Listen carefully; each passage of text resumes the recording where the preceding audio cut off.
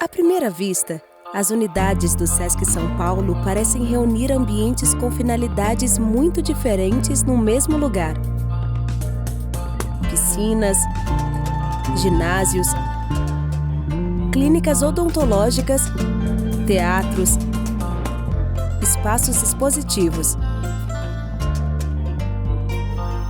A programação também passeia por áreas bastante diversas: artes, esportes, saúde, lazer, alimentação, cidadania, turismo social, sustentabilidade.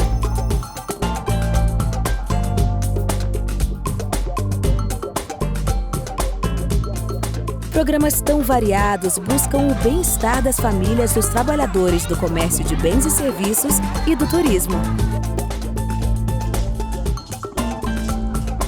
Com mais de 7 décadas de existência, o SESC São Paulo trabalha os conceitos de cultura e educação de forma ampla, criando programas originais e inovadores. Os espaços físicos e virtuais estão em constante expansão. E o atendimento se abre para toda a sociedade, transformando as unidades em espaços livres, democráticos e inclusivos.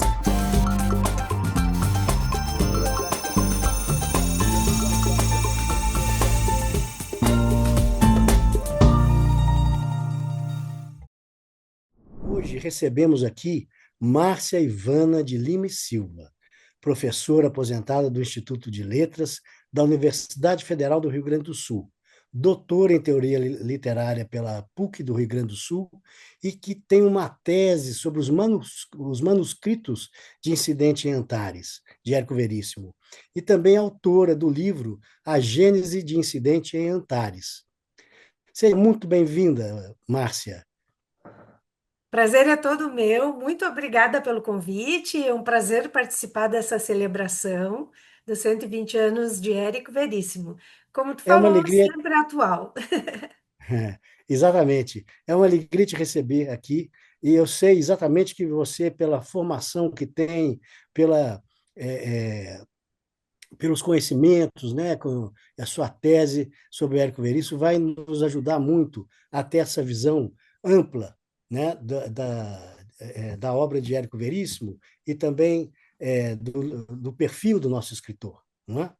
Então, Sim. Márcia, aproveitando exatamente, né, esse mergulho profundo que você fez, eu gostaria de te pedir que você nos trouxesse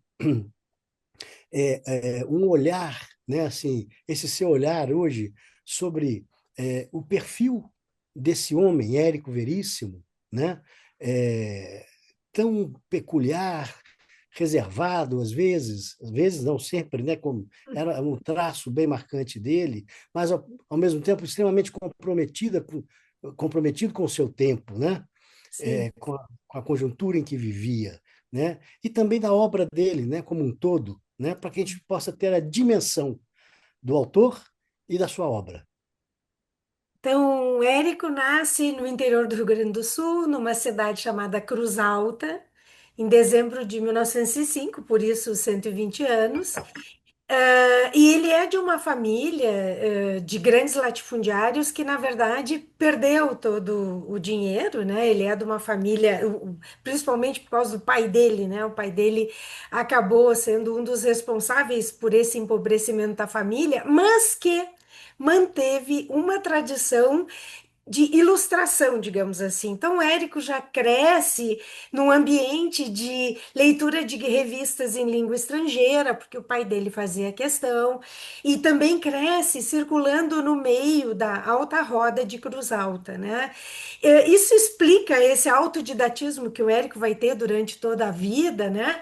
De ser um grande escritor, um grande leitor e tradutor no futuro, né?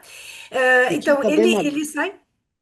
Desculpe. E tinha também uma grande biblioteca em casa, né? Sim, sim, a biblioteca, a grande biblioteca do Érico continua na casa da Felipe de Oliveira. Os livros não foram para o Instituto Moreira Salles, onde está o acervo de originais, né? Uma parte, a outra parte está no Memorial Érico Veríssimo em Porto Alegre, mas a biblioteca ficou na casa da Rua Felipe de Oliveira. É uma biblioteca maravilhosa que, inclusive, pode nos dar pistas daquilo que ele pesquisava enquanto escrevia, né? Porque a gente sabe que uma obra literária é fruto de muita pesquisa, muito trabalho, muita reescritura. Então o Érico sai, né? Sai de Cruz Alta e vai para Porto Alegre, sempre com essa perspectiva, né? De querer ser escritor. Ele é convidado pela editora Globo a compor o quadro editorial da revista do Globo, inicialmente com a saída do Manuelito de Ornelas. O Érico já tinha tido dois contos publicados na revista do Globo, então ele já era conhecido porque mandava muita correspondência. Nós estamos falando de 1931. E na Globo, ele vai exercer um papel muito importante ao lado de Maurício Rosenblatt e Henrique Bertazzo, né? O Henrique Bertazzo era o dono da Globo e o Maurício Rosenblatt, um de seus editores. Eles trazem a literatura anglófona, né, dos Estados Unidos e da Inglaterra para dentro do Brasil. Então, isso é um dado muito importante, esse perfil editorial do Érico, essa perspectiva, né, de perceber que, porque o Brasil majoritariamente tinha a literatura francófona, né, de língua francesa, e eles é que trazem grandes clássicos da literatura inglesa de língua inglesa para o Brasil. Inclusive o Érico tinha um apreço muito grande por narrativas de suspense. Ele cria uma coleção e traz para cá narrativas de suspense. E ele vai trazer para cá, por exemplo, Virginia Woolf, Catherine Mansfield, Aldous Huxley, né? Isso para ficar nesses de língua inglesa, mas também traz Thomas Mann, o Herbert Caro era o grande tradutor, né, do alemão. E dentro dessa perspectiva tem mais uma coisa que eu acho muito interessante desse olhar do Érico, né? Ele cria a sala de tradutores na editora Globo, cheia de dicionários, e os tradutores iam para lá, conversavam sobre soluções tradutórias, já antecipando isso que hoje é tão tranquilo de se pensar, que traduzir é fazer escolhas, traduzir não existe uma tradução, digamos assim, literal, né, palavra a palavra, mas existe sim aquela sensibilidade do escritor a partir daquele texto da língua, né, original. E o Érico já tinha se dado conta disso, então tem a famosa sala dos tradutores, hoje não existe mais, é óbvio, mas por muito tempo é uma sala conversada sobre todos os tradutores, e é algo que é impressionante que não se repetiu em outras editoras. Isso é algo muito peculiar da editora Globo, desse momento em que o Érico estava lá. Ô, O Érico Márcia, próprio era tradutor do inglês, ele que traduz Contraponto do Aldous Huxley. Sim. conta pra gente quem era que ficava lá nessa sala também trabalhando, que era o tradutor de francês. Mário Quintana. Mário Quintana vai traduzir os primeiros volumes do Em Busca de Tempo Perdido, do Proust. Alguma coisa do Balzac também é do Mário Quintana, né? Então, vejam, era uma sala muito bem frequentada e o Érico tem mais um detalhe que é bem bonito. O Érico traduzia com seu próprio nome, como por exemplo Bliss, né? Felicidade, da Catherine Mansfield é dele. Contraponto do Aldous Huxley é dele. De vez em quando ele traduzia uns textos, digamos assim, menos importantes, por exemplo, esta coleção de narrativas de suspense. Aí ele usava um pseudônimo. Ele se chamava Gilberto Miranda. Então, quando vocês acharem um texto traduzido por Gilberto Miranda, vocês já sabem que é o pseudônimo tradutório de tradutor do Érico. Então, Ah, umas peculiaridades assim que eu acho interessante de a gente mostrar, né, dessa figura tão importante. E logo o Érico ficou uma figura muito essencial naquele panorama literário e intelectual de Porto Alegre. E logo em seguida, também do Rio Grande do Sul, também do Rio Grande do Sul e também do Brasil, né? Não ficou restrito a Porto Alegre a figura do Érico, porque a Globo, logo em seguida, começou com uma repercussão nacional muito grande. Então, a figura do Érico acabou sendo levada inicialmente por essas iniciativas da Globo e depois por sua própria obra literária, né? Ele estreia com fantoches, pequeno livrinho assim de esquetes e textinhos, enfim, que depois vai ter uma edição em 72 muito bonitinha, com o próprio Érico conversando consigo mesmo, o consagrado Érico conversando com o Érico iniciante, perdão, gente, estou me recuperando de uma gripe, conversando com o iniciante Érico, e ah, então essa obra é a obra inicial, que não faz muito sucesso. E em seguida vem Clarissa, que é uma obra muito linda, muito bonita, que traz essa figura da Clarissa, que depois vai aparecer em outros romances. Aliás, isso é uma coisa interessante no Érico, né? Várias personagens vão percorrer a obra de Érico, né? Vai aparecer mais de uma vez. Por exemplo, o Martim Francisco Terra, que vai aparecer lá no Incidente em Antares, já era uma criança lá no Tempo e o Vento, né? Então, ele gosta de fazer essas brincadeiras dessa intratextualidade, né? Um diálogo interno à própria obra. E a Clarissa vai ser alguém que vai aparecer depois em Música ao Longe, né? Um Lugar ao Sol, enfim. É, uhum, mas eu acho que a gente tem que falar. Eu quero falar desse ciclo urbano, que é muito importante na obra do Érico, que é esse ciclo inicial, que vai desde Clarissa até O Resto é Silêncio, né, de 42. É um ciclo muito importante, porque o Érico vai trazer uma representação da cidade de Porto Alegre. E leia-se aqui, na verdade, todas as cidades brasileiras que estavam nesse processo de se tornarem metrópoles, na verdade, que tem já uma discussão muito interessante sobre o que que a cidade faz com os seus habitantes, né? O que que a cidade faz com essa essa perspectiva de criar bairros de ricos, bairros de pobres? O que que a cidade faz com esse processo de verticalização que vai aparecer com muita força em Olhar os Lírios do Campo, né?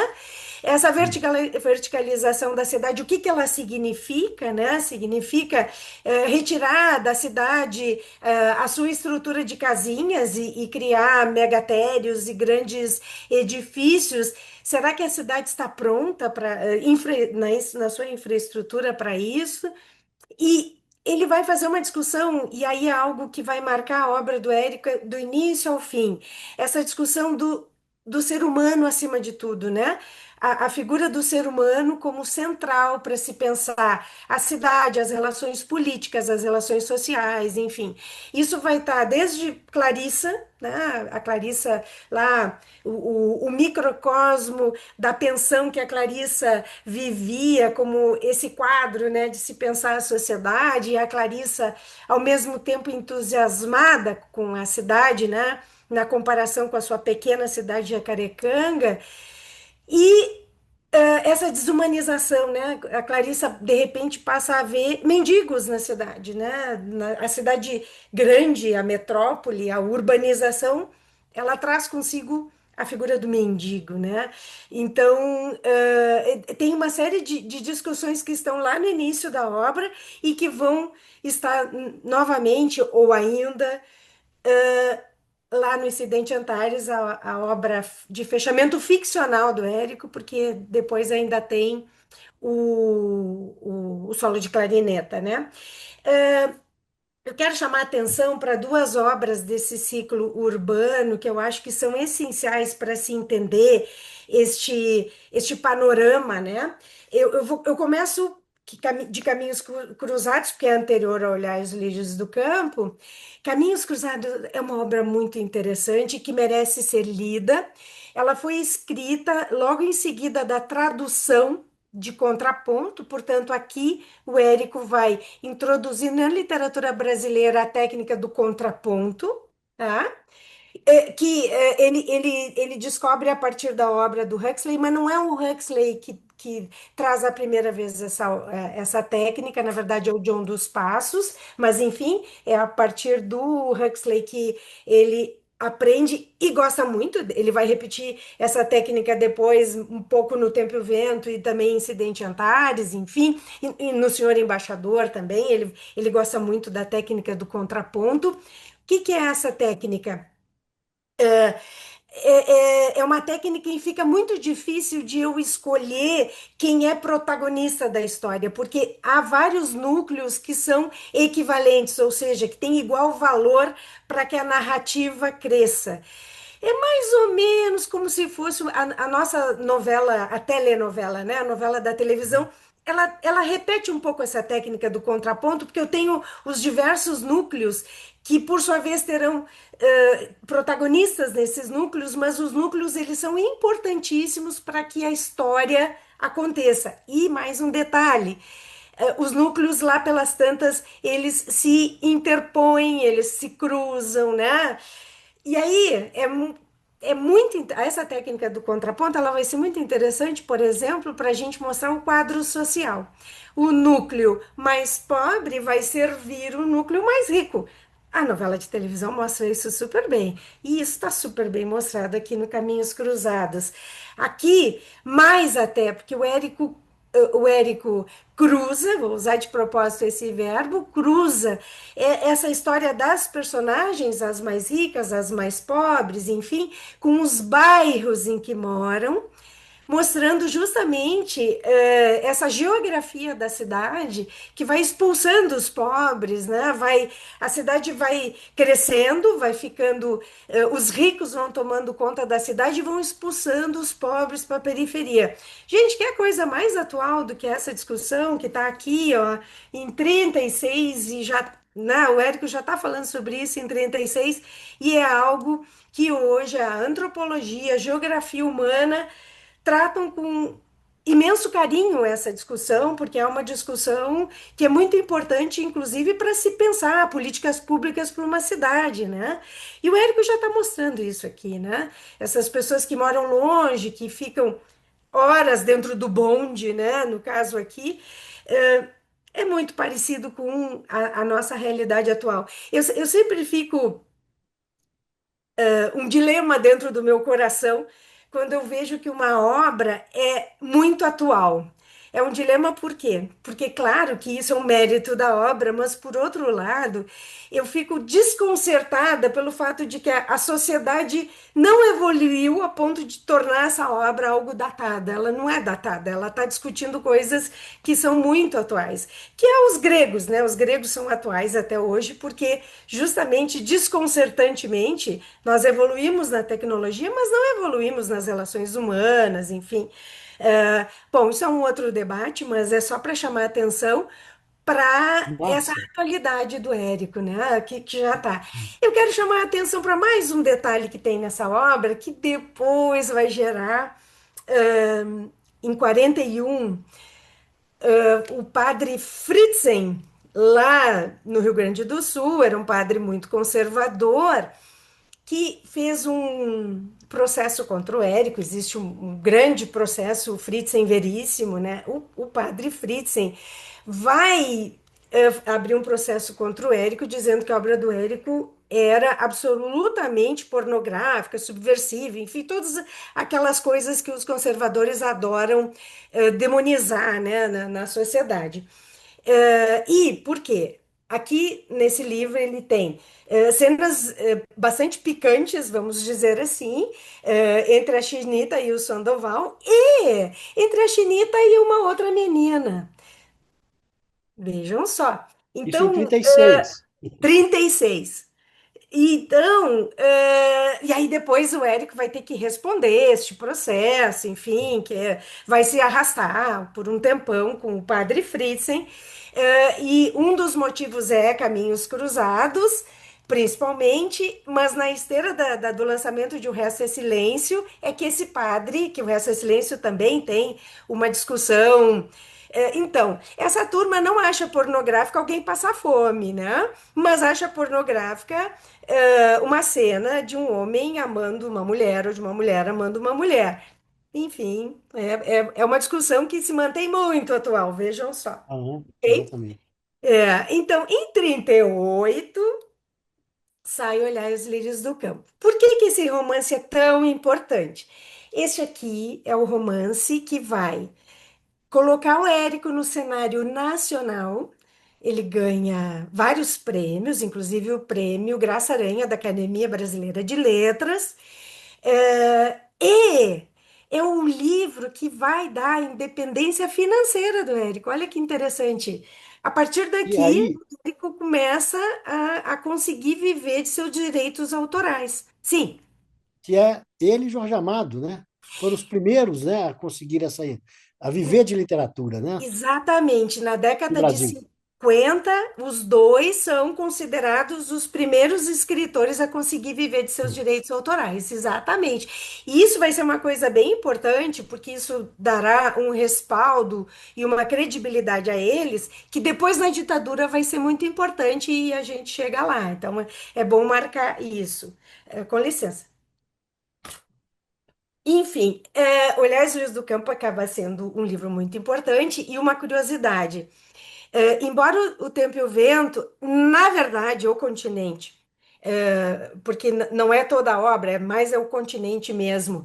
É o livro mais traduzido do Érico, é o Continente, tá?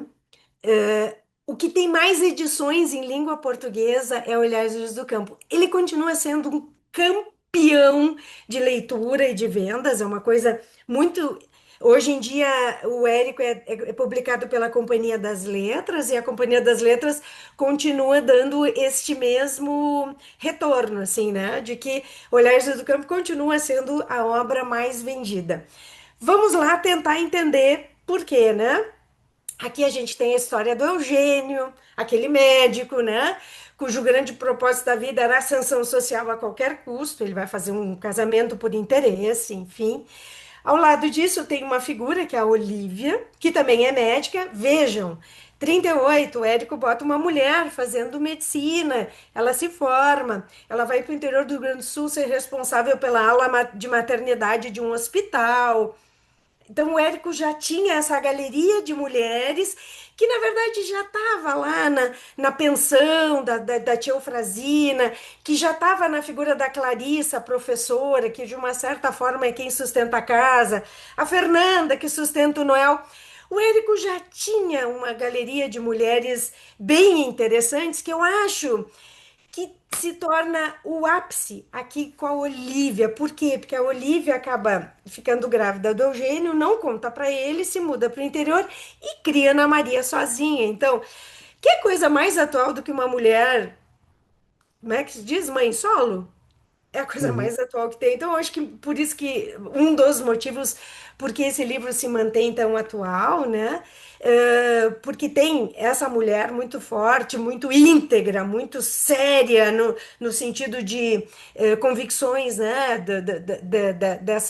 Dessa necessidade de se colocar no mundo. Nossa, foi fazer medicina. E E é tem uma história também, de né, conversão, né? Fala. tem também, vou dizer, outros exemplos, né, disso. O papel de destaque que as mulheres têm na obra dele é Bibiana, é Maria Valéria, né, em Tempo e o Vento, né? Exatamente. Sim, daí eu ia chegar lá, né? Que o continente é de 49, depois dessa galeria urbana toda aqui. Então, só para fechar, também aqui o Olhares do Campo é uma história de conversão, né? porque o Eugênio sai daquela perspectiva mais dinheirista, digamos assim, e se torna um médico com valores autênticos, enfim. E aí, já vou dar um spoiler: a Olivia morre cedo e ele que passa a criar a filha. Então, é uma história muito bonita de conversão e de um homem que busca valores autênticos no decorrer da sua vida e faz as pazes com um passado duvidoso, digamos assim. Então, eu acho que por isso Olhares do Campo continua sendo tão lindo, assim, eu acho que ainda existe essa busca do final feliz no sentido dos valores, né? Não é feliz porque a Olivia infelizmente morre, mas é dos valores da sociedade, né? Um final feliz de alguém que busca valores autênticos e consegue se dar bem no sentido, né? Um médico com seu consultório, enfim, a partir disso, né? A partir desse trabalho honesto, esses valores que são tão importantes na sociedade, né? Uhum. E aí, esse ciclo urbano se fecha em 41 com O Resto é Silêncio, que também é um livro muito lindo, também vai reproduzir a técnica do contraponto. Aí, para não me alongar nesse momento urbano, acho que a gente pode passar para o Tempo e o Vento, se tu quiser, que é de E 49. aí, e é uma grande guinada na carreira dele, né? É uma grande guinada. E É uma uma coisa escolha que ele faz, né, Márcia? é, É, sabe que quando ele está escrevendo O Resto é Silêncio, em 41, eu trabalhei no acervo do Érico, então eu tive acesso a manuscritos, enfim, que foi a minha tese de doutorado, né, do Incidente Antares, a cadernos de notas, enfim. E há um caderninhos de notas lá, desse ano de 41, quando ele estava escrevendo O Resto é Silêncio, ele faz um caderninho, no seu caderninho, ele faz uma anotação assim: caravana, saída dos paulistas para povoar o Rio Grande do Sul. Ele faz uma primeira anotação muito simples assim. E ele adorava desenhar, né? Tanto que aqui no meu livro tem o desenho do mapa de Antares. Ahn, Aí tem um desenho de uma caravanazinha, assim, e mais adiante ele começa a fazer mais pesquisas, e aí ele diz assim: paro por aqui, acho que pode render mais. Tem 41, ele publica O Resto é Silêncio e começa a sua grande pesquisa para publicar O Tempo e o Vento, que vai sair o Continente em 49. Esse aquilo que seria uma novelinha, como ele diz, A Caravana, acaba virando o capítulo Ana Terra, né? Que é justamente a saída da família da Ana Terra de Sorocaba, interior do Rio Grande do Sul, interior de São Paulo, perdão, para povoar o Rio Grande do Sul. Então, a gênese, né? Ali o momento de início do Tempo e o Vento tá nessa ideia da caravana, que vai ser a parte inicial, né? Do capítulo da Na Terra, né? Nos uhum, mostrando esse. E ele até nem acompanha tanto, né? Ele vai acompanhar muito mais a desilusão da Na Terra por sair de uma cidade que era, na época, grande, né? Sorocaba. Para ir para o meio do nada no Rio Grande do Sul, né? Então, uhum, o Érico vai nessa perspectiva, o olhar é todo ligado ao da Ana Terra, né? Então é muito interessante pensar que a gênese dessa ideia, desse panorama de 200 anos, né, da história do Rio Grande do Sul e do Brasil, tá lá, né, o germezinho em 41, enquanto ele escrevia O Resto é Silêncio. E aí a gente chega no Tempo e o Vento, essa obra grandiosa, né? O Continente é de 49, o Retrato é de 51. Aí o Érico faz uma grande pausa e vai publicar. 49 e 51 sai em um volume único, o Continente volume único, o Retrato volume único. O Arquipélago vai sair em dois volumes, 61 e 62. Antes de me debruçar sobre o Tempo e o Vento, eu queria chamar a atenção para uma coisa. Em 54, Érico lança uma novela chamada Noite. Noite é muito mal recebida pela crítica literária da época. Por quê? Ele tinha publicado em 49 O Tempo e o Vento, em 50, perdão, Continente, 51 o Retrato. Estava todo mundo esperando a terceira, e todo mundo sabia que era uma trilogia, todo mundo esperando o terceiro volume, e ele publica Noite, que é uma obra que, além digamos assim, inverter essas expectativas, né, da trilogia, é uma obra muito diferente do restante da obra do Érico. Eu colocaria na noveleta, que ele chama de noveleta, né? A noveleta à noite, junto com um outro conto longo que ele tem que se chama Sonata. Então, são poucos momentos na obra do Érico que a gente tem essa coisa sombria, essa coisa misteriosa, né? Quase beirando o fantástico, que depois ele vai assumir de vez, no incidente em Antares. E Noite é muito mal recebido. Sabe que Noite só vai ser resgatado na sua importância literária, que eu acho, aliás, uma novela muito interessante, na década de 80. É muito, muito louco, né? Na década de É, 80 é que a crítica literária vai reler Noite e vai dar alguma importância àquela história que fala do submundo humano junto ao submundo de uma cidade. E é bem o Érico, que tinha lido muito Freud, que tinha lido muito Sartre, tinha lido muito Camus, que vai buscar todos esses ingredientes e cria essa novela.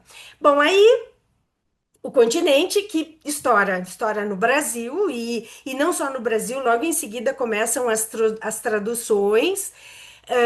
É uma obra de muito fôlego, e uma coisa interessante de se pensar é que é no Continente que a gente tem a perspectiva épica, né? Essa perspectiva épica, ela não permanece no Retrato, tampouco no Arquipélago, menos ainda, né?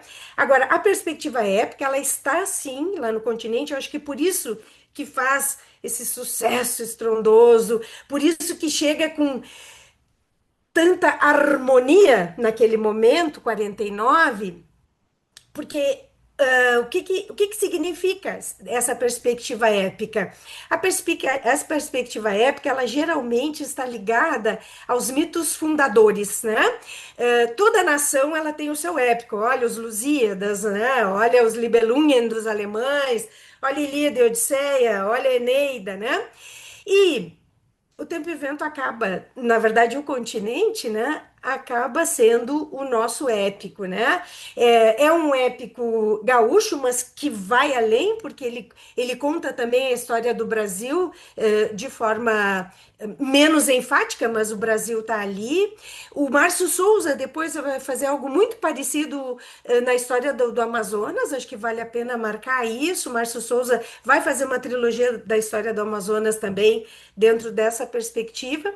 Então, essa perspectiva épica é ela que vai contribuir para essas figuras inesquecíveis, como tu já tinha falado, Chico, a Ana Terra, a Bibiana, que é a duas vezes Ana, né? Ela duplica a sua avó, a Maria Valéria, que eu acho uma figura genial dentro do Tempo e o Vento.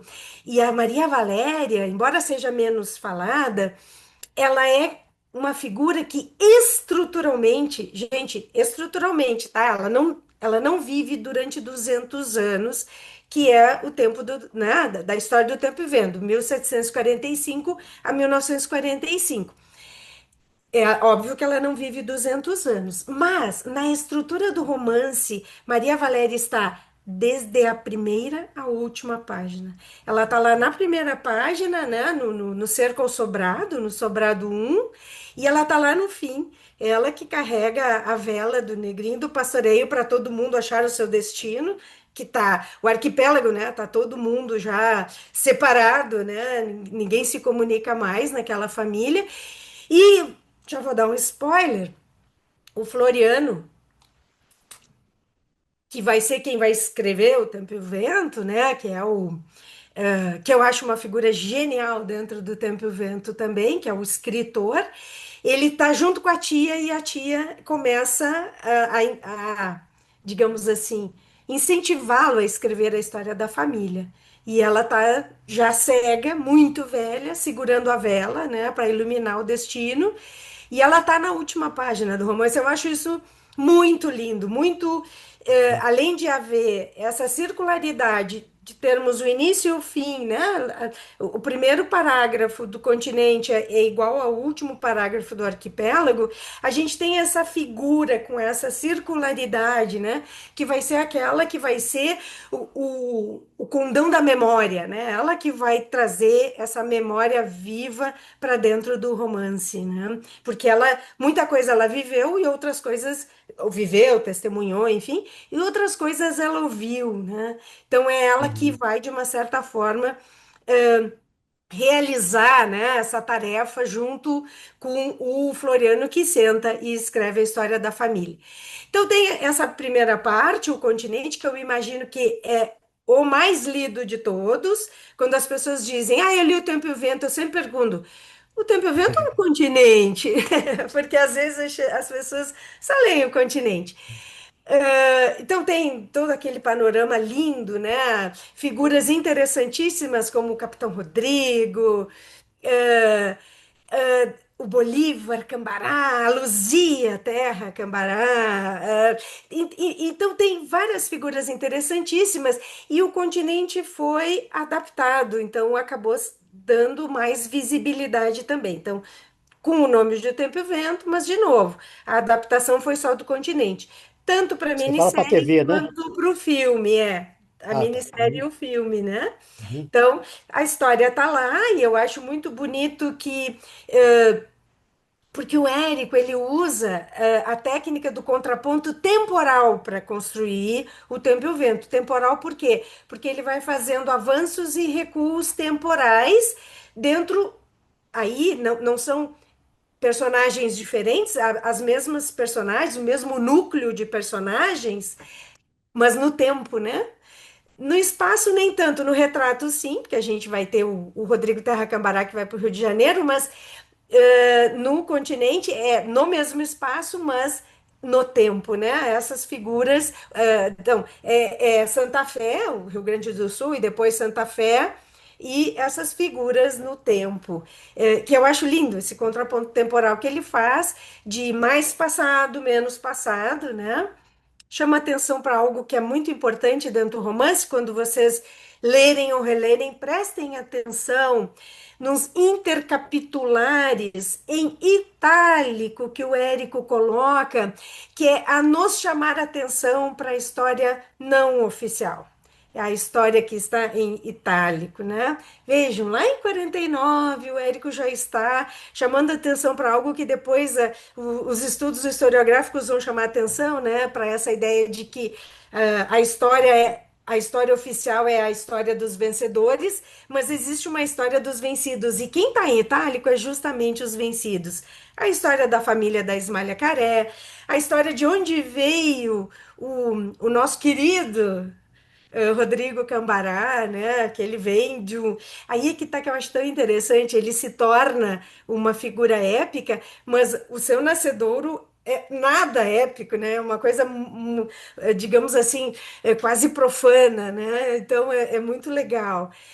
E o Érico vai fazer isso no decorrer do continente inteiro, né? Mostrando essa esse discurso não oficial, essa história dos vencidos, que está lá, né, e que participa Uhum. com forte relevância dentro do romance.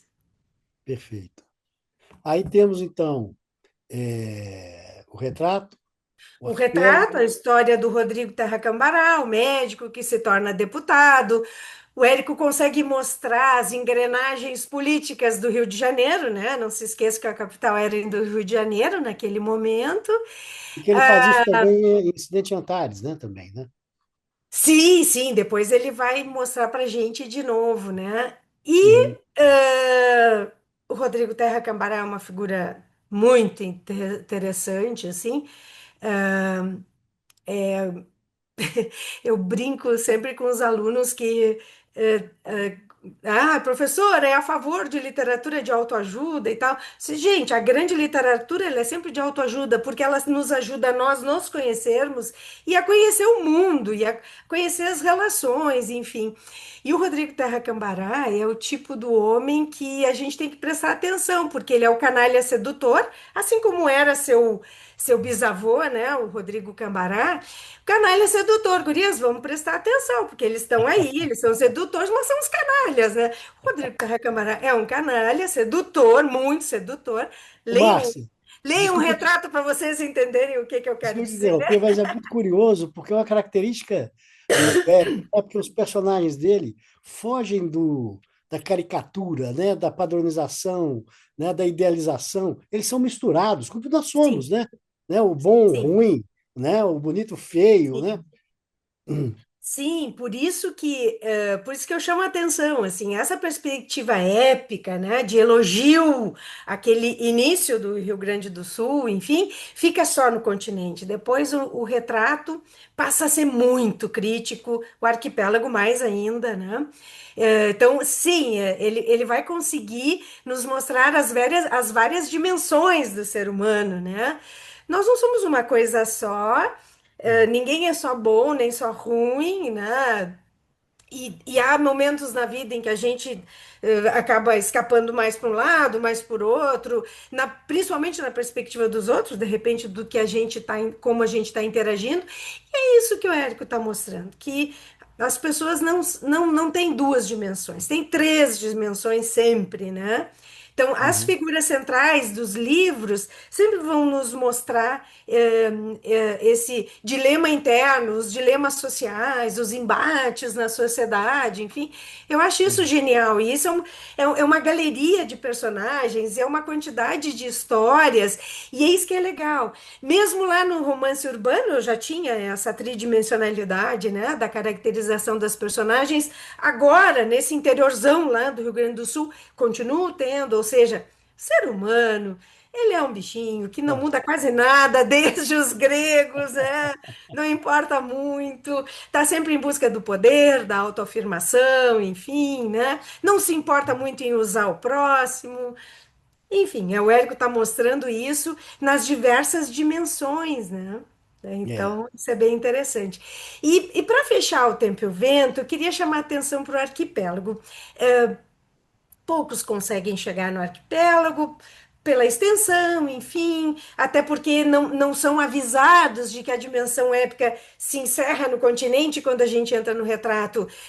Estamos dentro de um romance realista, então é outra dimensão. Eu acho importante avisar, porque a dimensão épica ela se esgota naquele início, depois vamos olhar a realidade e o que que aquele início provocou, né? Que gerou.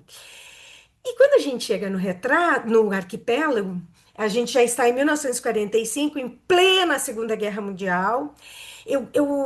Coluna Prestes vai aparecer no arquipélago, né? Então é muito interessante o Érico colocando todas essas, tudo isso que é daquela realidade brasileira está ali dentro do romance, né?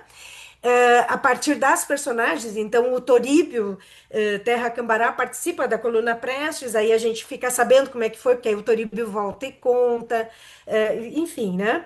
Ficamos sabendo da Guerra Mundial através dos jornais, porque eles discutem e debatem o tempo todo.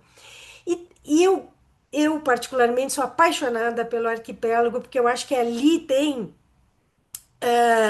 uma representação daquele mundo que se fracionava naquele momento após a Segunda Guerra, né? Jamais conseguiremos voltar a uma perspectiva épica que busca uma totalidade. Se foi, agora é arquipélago, é cada um por si, há um fracionamento da sociedade, vamos, para constituir algum tipo de debate, vamos ter que construir pontes que é o que mostra o arquipélago, tu só chega através de pontes, não existe uma ligação natural, nós vamos ter que construir ligações entre pessoas, entre nações. Então, o arquipélago me parece um romance muito maduro, né? E é uma pena que poucos chegam lá, mas vale a pena, até porque tem essa figura do Floriano, que é um escritor, que é um homem sensível, um homem já um homem daqueles que é o oposto do canalha sedutor, então é aquele homem sensível, aquele que que quer se aproximar dos dilemas das mulheres, que é contra a escravidão, que nos debates, e tem muitos debates ali, justamente provocados pelos movimentos, né, da guerra, e a gente consegue perceber bem direitinho as posições do Floriano. E é aquela coisa linda que é a circularidade do romance e que fecha com ele sentadinho, começando a escrever O Tempo e o Vento, né? Então eu acho isso muito emocionante. Eu É gosto uma muito maravilha. dessas narrativas circulares. E um detalhe que eu acho bonitinho, Doc Comparato, que fez a adaptação de O Tempo e o Vento, na verdade, O Continente, para a TV, para minissérie, ele vai num ciclo de palestras em Moscou, e ele é convidado para dar uma palestra justamente sobre adaptação, e encontra Gabriel Garcia Marques, que vocês sabem, tinha um curso de roteiros, né? Ele, além de escritor, ele manteve um curso de roteiros de cinema e audiovisual durante muitos anos. Eles se encontram e quando o Gabo vê o Doc Comparado, diz: chama Conho, né? Conho, tu fez o que eu gostaria de ter feito. Tu fez a adaptação do Tempo e o Vento para a TV, que é o meu livro preferido. Gabriel Garcia Marques dizendo isso. Depoimento do Doc Comparado. Porque a partir da leitura de O Tempo e o Vento, eu resolvi um problema de narração que eu tinha em 100 Anos de Solidão. Depoimento do Doc Comparado Fantástico. a partir de uma conversa que teve com Gabriel Garcia Marques.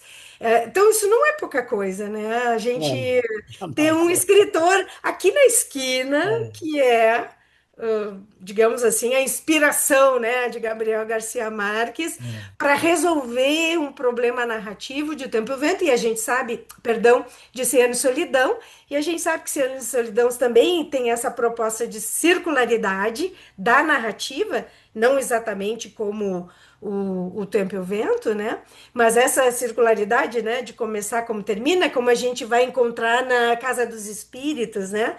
Que uhum, começa como termina também, é, mas a gente sabe que a narrativa é circular e ele diz que resolveu a partir da leitura é. do Tempo e o Vento. Ô, Então, Márcia, é, grande, eu um começo a grande ficar mérito, né?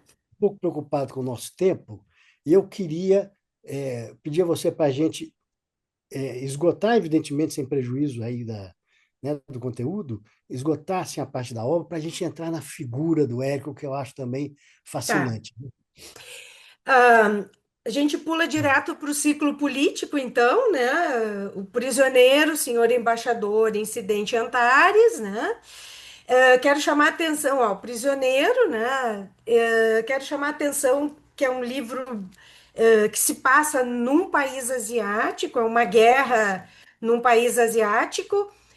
Na verdade, as pessoas falam erradamente que a Guerra do Vietnã não a inspiração do Eric é a Guerra da Coreia, porque o livro é de 65, não tinha acontecido ainda a Guerra do Vietnã, era a Guerra da Coreia. E aqui tem uma coisa muito interessante, bem rapidinho. Então, é um prisioneiro que tem que ser interrogado porque houve um atentado à bomba e eles sabem que vai ter uma nova bomba e eles conseguem pegar um prisioneiro e eles têm que fazer um interrogatório para o prisioneiro confessar onde está a segunda bomba. Destacam um tenente que é para fazer esse interrogatório, mas é óbvio. É o tenente, ninguém tem nome, é o tenente, é o coronel, o médico, o prisioneiro, a professora, que é a namorada do tenente. É óbvio que tem um debate muito grande aqui sobre tortura, né? Porque tem inclusive um diálogo entre o coronel e o médico, qual é o limite que alguém aguenta, né? Então, é um livro de novo, desconcertantemente atual.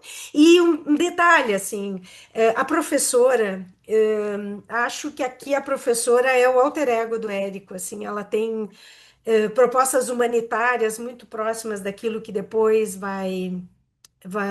a gente vai conseguir ver no panorama da obra do Érico, assim, dá para dizer. Assim como o Floriano é o alter ego, né? Assim como o Tânio Uhum, Santiago, do Resto é Silêncio, também é o alter ego. Aí aqui tem o senhor embaixador, que é o Érico aproveitando sua experiência como secretário, tem isso, né? O Érico trabalhou como secretário de Assuntos Culturais na UEA, em Washington, Organização dos Estados Americanos, e ele aproveita essa sua experiência e escreve o senhor embaixador. Então, ele tem uma parte inicial, que é esse carrossel diplomático, ele mostrando este essa engrenagem, né, desse mundo diplomático que depois é absolutamente desnudada lá em Incidente Antares, né, esse submundo podre da política, e a diplomacia não é diferente. E a segunda parte é em El Sacramento, porque houve um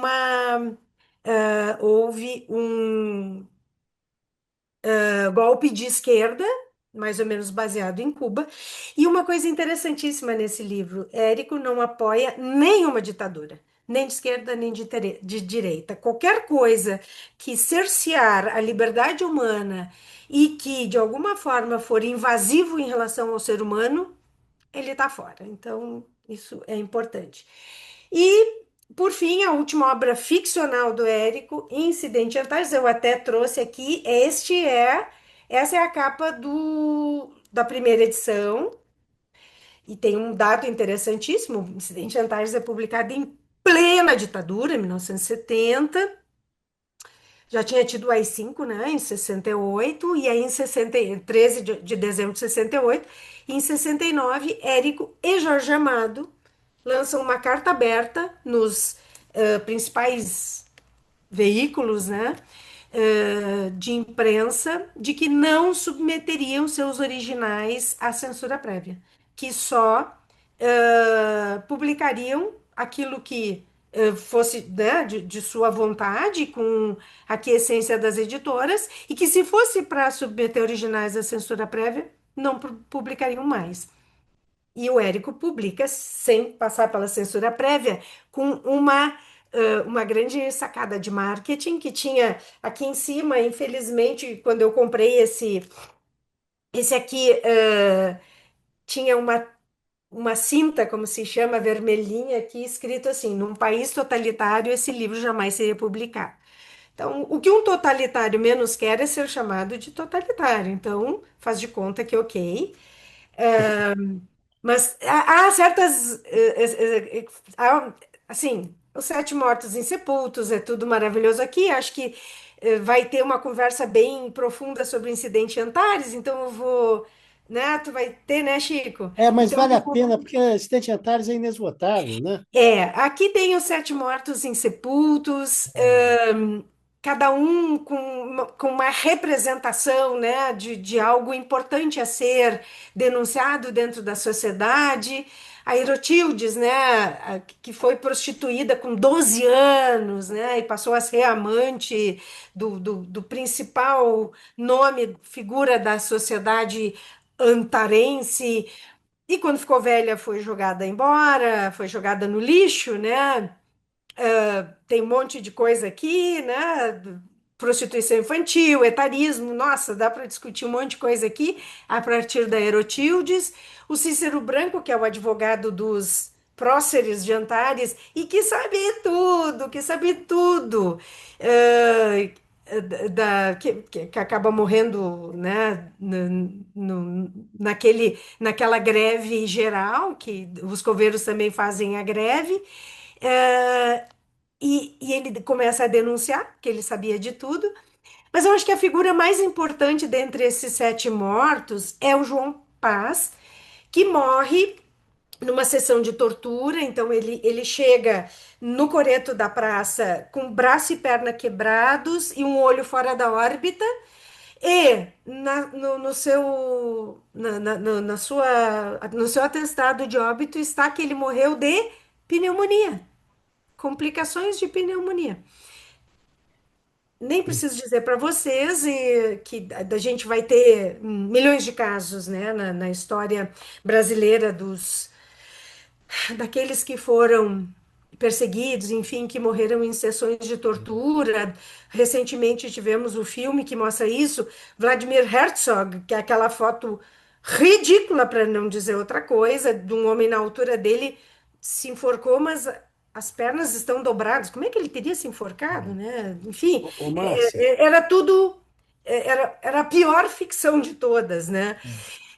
Márcia, só um parênteses, até para situar quem ainda não leu, sem dar spoiler, mas a gente poderia contar que são 7 cadáveres insepultos por causa, como a Márcia disse, dessa greve geral na cidade, que inclui os coveiros, né? E que eles vão para o coreto da praça principal e começam, já que eles não têm nada mais a perder, né? Inclusive a hipocrisia mais não interessa a eles, e Exatamente. eles contam os podres todos, né, Todos, da todos. cidade. Todos. Inclusive a Quitéria Campo Largo, porque em Incidente Antares se repete uma dinâmica que já estava lá no Tempo e o Vento, né? Que é aqui um antagonismo entre duas famílias, o Vacariano e o Campo Largo, e ela é. Mas nesse momento da narrativa, Vacarianos e Campo Largo são amicíssimos, ou seja, em prol do poder, eles se unem. Não esperem que as pessoas sejam boazinhas quando se fala de poder. É só porque unidos têm mais poder, é só por isso. Mas, enfim, eles já não são mais antagonistas como já foram, que isso é muito bem contado na primeira parte, né? Antares, quando Érico conta Antares, ele vai contar essa história do Rio Grande do Sul, e o nascimento desse antagonismo nas duas famílias, enfim, e o que isso significa. E a segunda parte, que é o incidente, é essa greve geral, que inclui os coveiros, eles fecham a parte do cemitério e os 7 caixõezinhos ficam ali na frente, e aí os mortos saem, fazem acertos de contas privados, cada um vai em sua casa primeiro, com acertos de contas privados, e depois se encontram no coreto da praça, onde fazem esse acerto de contas público, né? E aí denunciam tudo. Mas tem uma coisa interessante aí, né? Depois de toda essa denúncia, todo mundo fica horrorizado, apavorado e tal. Acaba que os coveiros não voltam, eles começam a apodrecer, aí os coveiros resolvem. Aí a cidade se enche de ratos, então é o Érico mostrando essa podridão desse regime que já está corroído, que já está podre, cheio de rato, já está morto, na verdade, né? E não quer sair do poder, né? Quer se perpetuar no poder. Mas aí eles são enterrados, enfim, volta a uma certa normalidade. A Operação Borracha, ou seja, vamos fazer de conta que nada disso aconteceu. Há uma ajuda da imprensa, tem o Lucas Faia, né, que é o jornalista, digamos assim, aliado, né, a essas forças maiores, querendo manter o seu status quo. Ele topa esse jogo que já estava lá em 1984, do George Orwell, né, que mostra como que se perpetua esse tipo de ditadura, é justamente pela imprensa, seja ela escrita, falada ou via mídia, tanto faz, né? É esse jogo de eu falar inúmeras vezes uma mentira até que ela se torna uma verdade, enfim. A gente E sabe que muito bem hoje isso. graça nas redes sociais como principal frente, né, dessa Exatamente. tecnologia do esquecimento, né? Exatamente. Aí a Operação Borracha vai ser aliada, né, desse esquecimento, e aí o livro fecha com uma cena genial do menininho querendo ler, querendo ler num muro. A cena final é genial, né? É genial. O pai passando com o filho, levando o filho para a escola, e tem uma mancha de sangue, e os policiais ali limpando o muro e o menininho passa querendo mostrar para todo mundo que já sabe ler, liber, e aí os policiais estão É. limpando ali a O, palavra, né? o Barsi, mais uma vez, lembrando, né, que o Érico não mandou para censura, né? Não. E tem uma coisa curiosa, né, que é aquela coisa de que quando a censura se dá, vamos dizer, tem sua atenção chamada pela quantidade de livros, né, Sim, vendido, sim. ela vai tentando recolher. Conta essa história muito interessante, né? Então, o Incidente Antares é lançado em maio, tá bem? E aí, logo, ele começa a ser lido e todo mundo começa a se dar conta, né? É como a música do Chico, Apesar de Você, né? E começa, e tanto que em menos. Ele é lançado em maio, em novembro já tem 3 reimpressões, já está na quarta edição. Olha aqui, ó. A minha já é a quarta edição do mesmo ano, tá bem? E que na verdade é uma reimpressão, né? Porque a editora se deu conta que estava. E aí isso começou a chamar a atenção dos censores, porque censura é um troço, né? Enfim. Começou a chamar a atenção dos censores e eles foram olhar onde estava sendo mais lido o livro, que era nas universidades, esse bando de arruaceiros e pervertidos e, enfim, né, estão lendo Incidente Antares. Aí eles começam a chegar e a recolher os livros das bibliotecas das universidades. E aí, quando eu trabalhava no acervo do Érico, foi um senhor que deu um depoimento. Ele estudava na Universidade Federal de Santa Maria, aqui no Rio Grande do Sul. Tem uma tradição muito grande de ser crítica, né? De encampar movimentos, né? E diz que liam desesperadamente Incidente Antares e, para não ser identificada essa capa, eles trocavam de capa, ou encapavam com um papel qualquer, ou colavam aqui uma capa de um outro livro. Aí eles conseguiam andar pela universidade lendo o livro e o livro passava de mão em mão. E esse senhor conta que era muito engraçado porque os censores não abriam o livro, óbvio, sequer tinham lido. O censor não lê nada, né? É um bando de. É burra, a censura é burra no graúdo e no miúdo, né?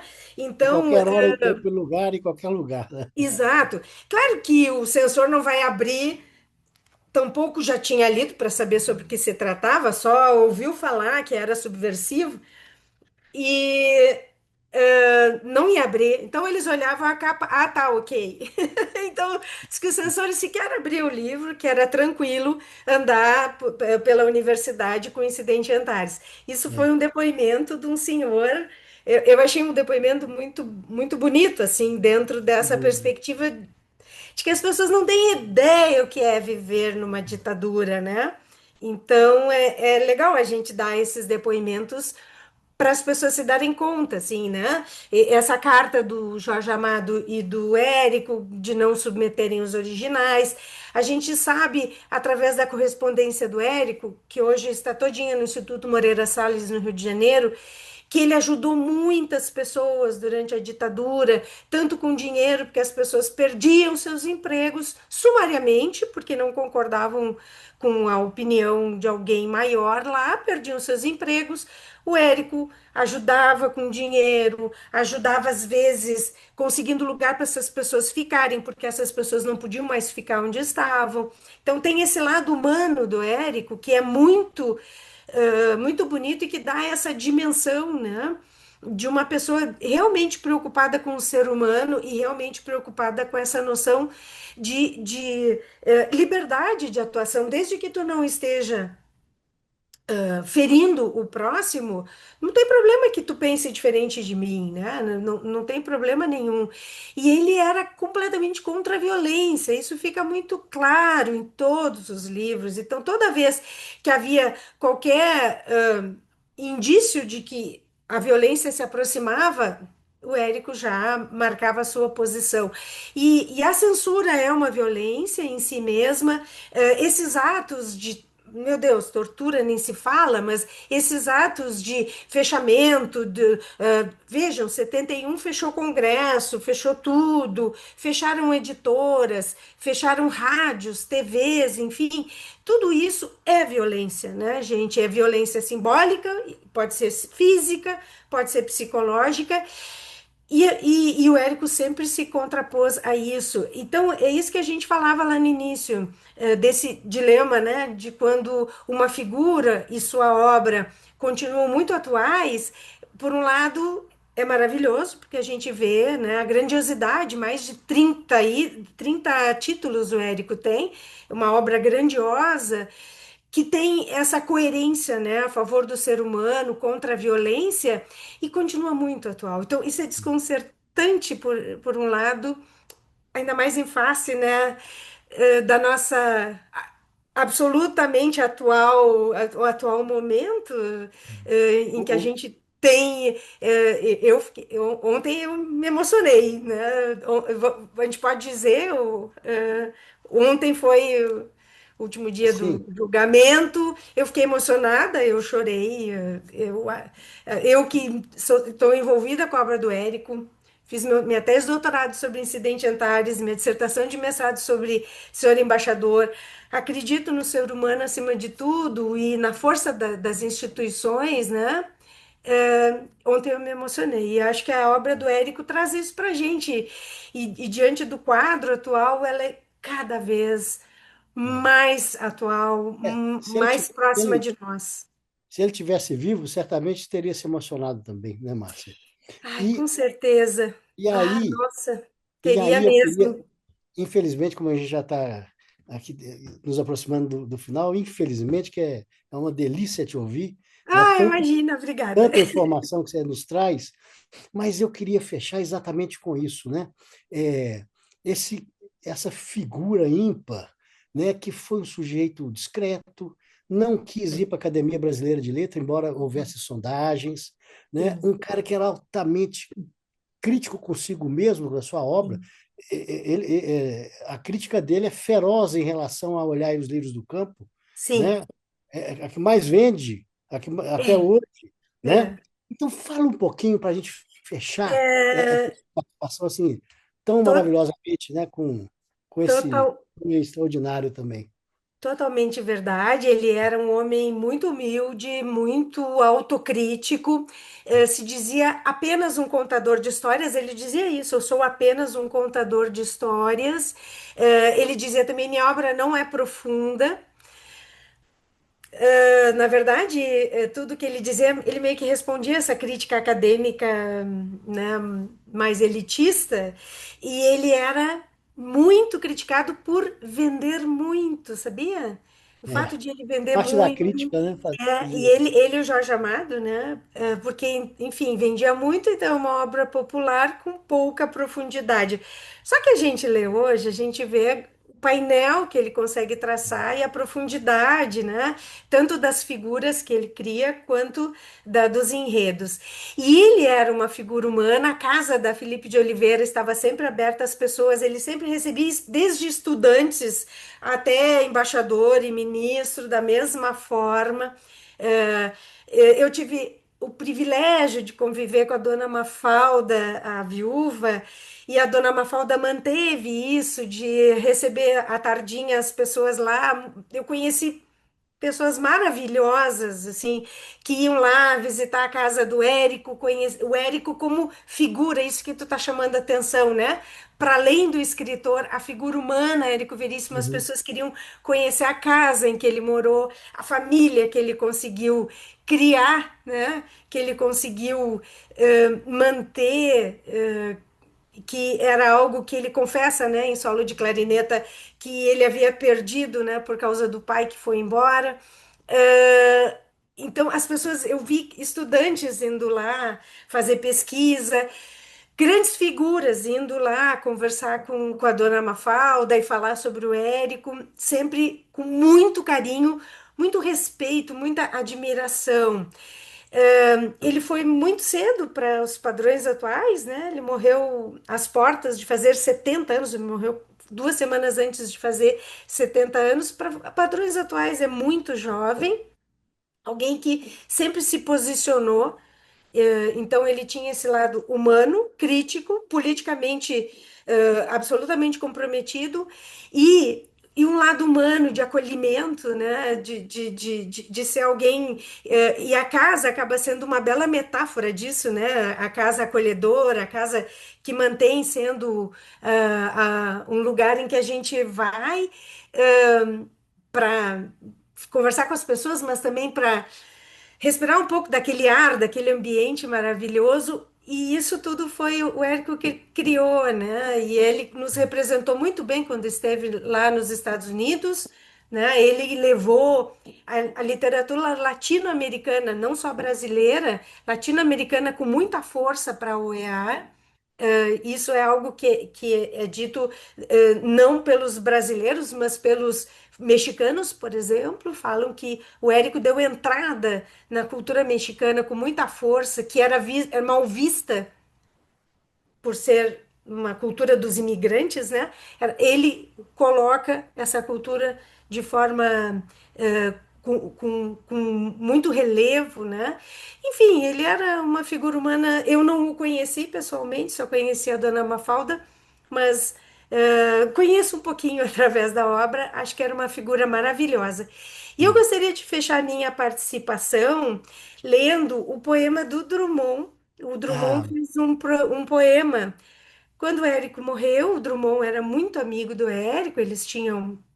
E eu acho que eles tinham um perfil muito parecido, assim, né? Reclusos, mas ao mesmo tempo gostavam de ouvir as pessoas, estar nos ambientes sociais, mas só como espectadores, e falavam através de sua obra, né? Acho que eles tinham um pouquinho, né, desse traço em comum, então, e se conheciam bem.